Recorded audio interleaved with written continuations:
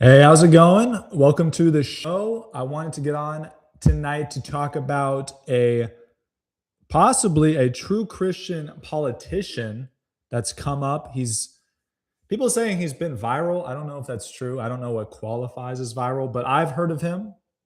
He is running for the governorship of Florida. He's running in the primary right now for the Republicans. His name is James Fishback. I don't know if you guys have heard of him. I don't live in Florida. But I think this is a really important race, specifically for a lot of reasons, but I'll say specifically for Christians to keep an eye on. Could be super important. I want to read a tweet from him, from James Fishback today. He tweeted, quote, separation of church and state means for the corrupt media that if I become governor, I will stop being a Christian. Let me clear this up. I will not. I will lead Florida as an unapologetic Christian. So that's pretty cool. That's a cool statement. That's an important statement. This is something that has been totally abandoned in American politics. You could argue since JFK, but probably before that. JFK was very specific, whether you like JFK or not, that his religion would not affect his politics, which is an insane thing to say. But that's been the modus operandi of US politics for a long time. I don't really know when it started, but it's pretty spooky. And for a Christian, if you truly are a Christian, a practicing Christian, this should be very disturbing to you.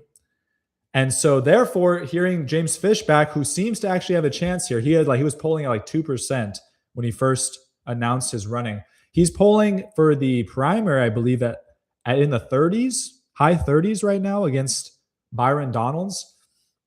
So that's pretty incredible. That's pretty awesome. And I want to talk a little bit about his platform and why it's so important.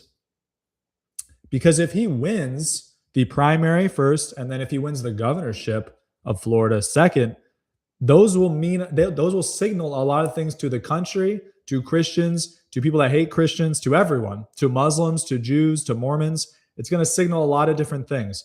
Because in theory, America is a Christian country, even still today, which is kind of crazy to think about. But even today, it polls as a Christian country, not a Catholic country. Do not get me mistaken here. A Christian country. People identify as Christian. And it's never been a Catholic country. It's always been a Christian country. You could argue a Protestant country.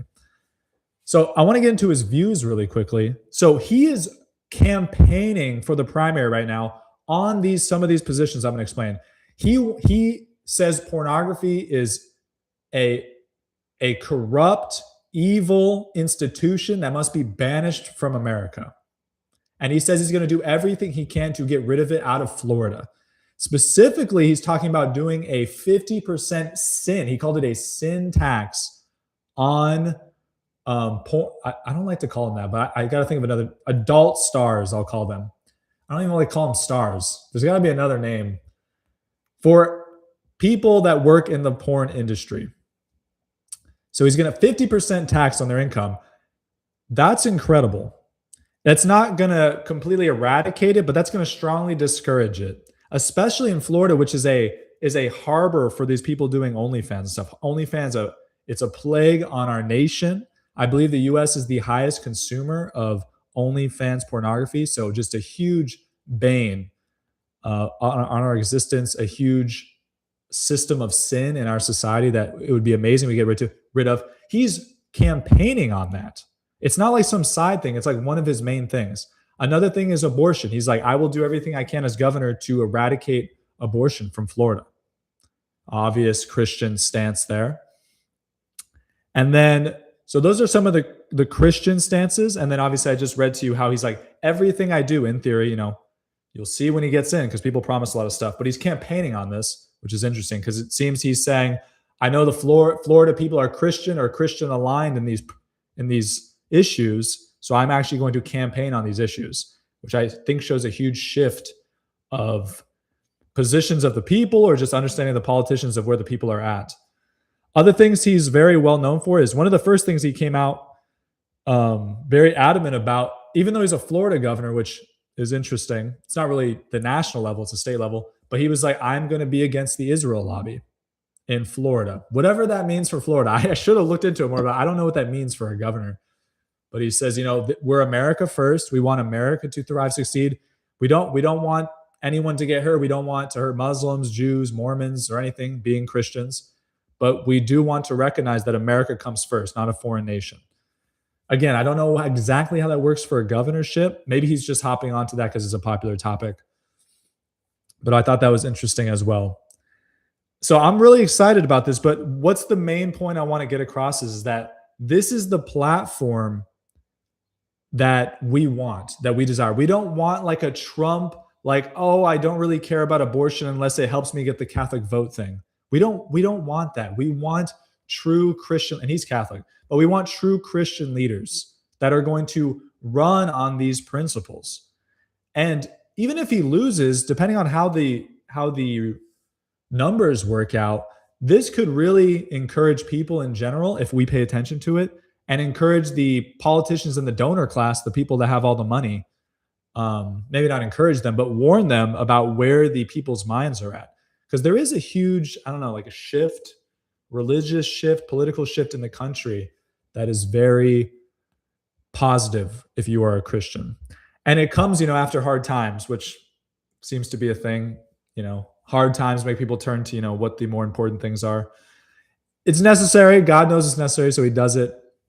But I think we really need to pay attention to this specific campaign that James Fishback is running and support him in any way you can. And check out his positions on things.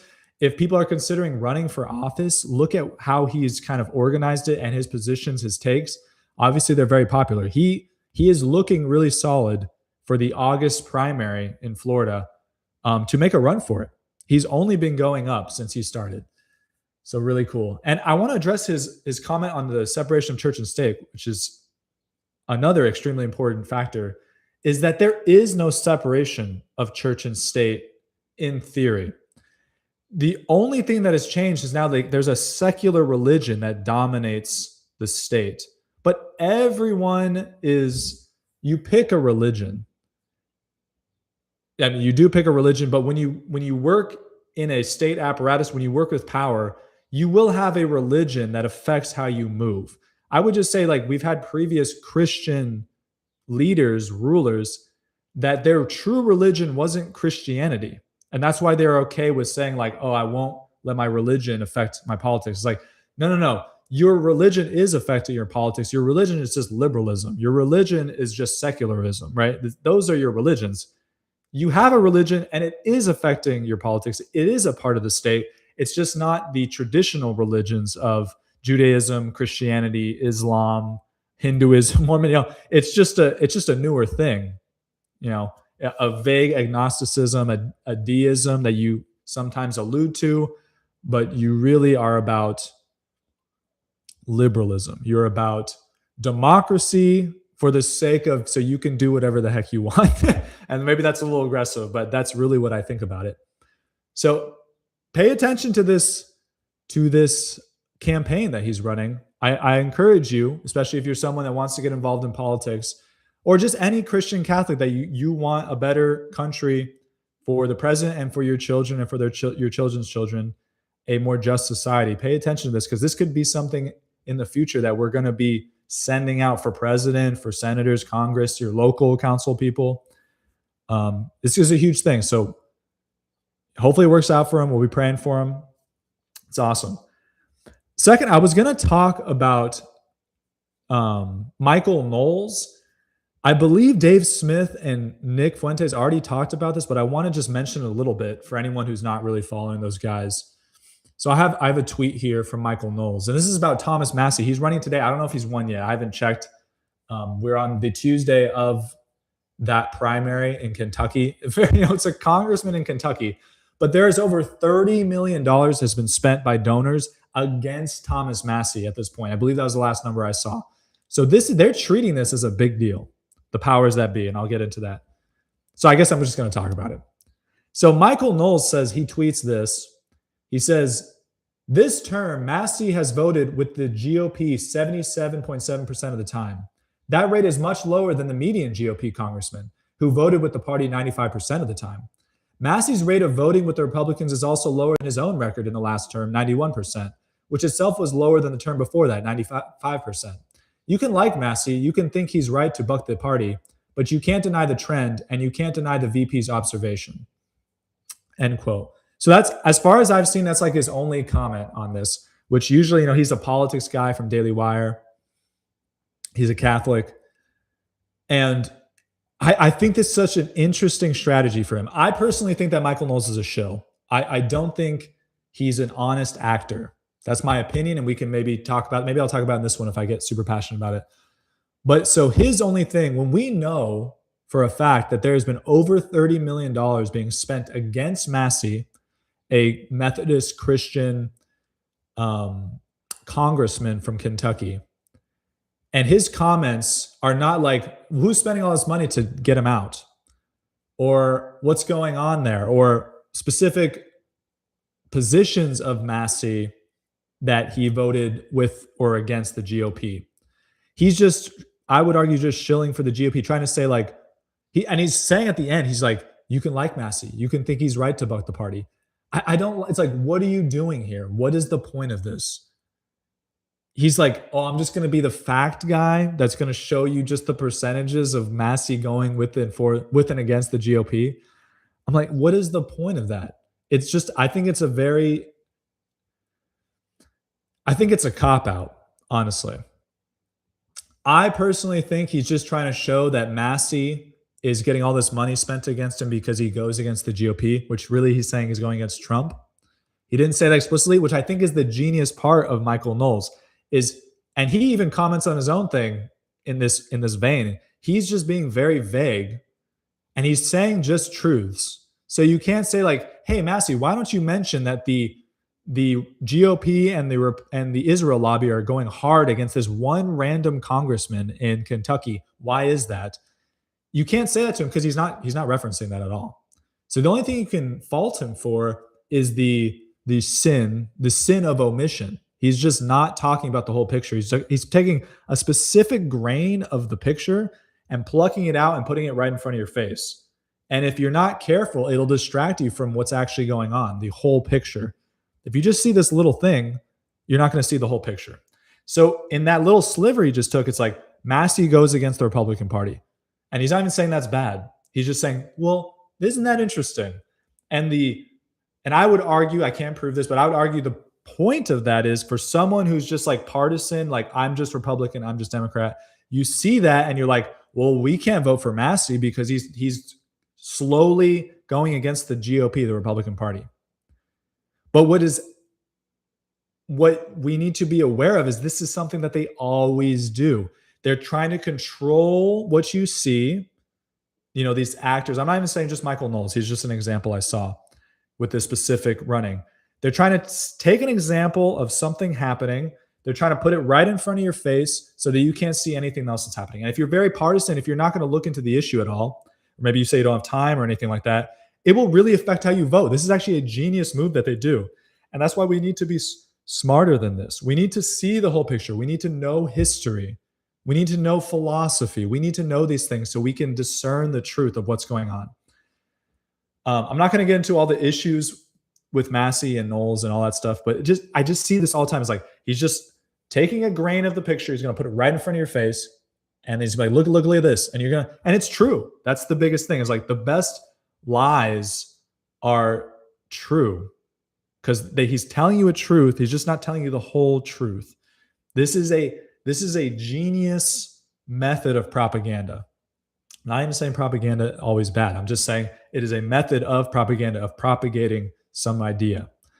So I just thought it was genius of Michael Knowles, but I disagree with him because I would like Massey to win because I'm not even a libertarian. It's just this guy is principled, Massey, and he's going against a lot, like the Epstein files.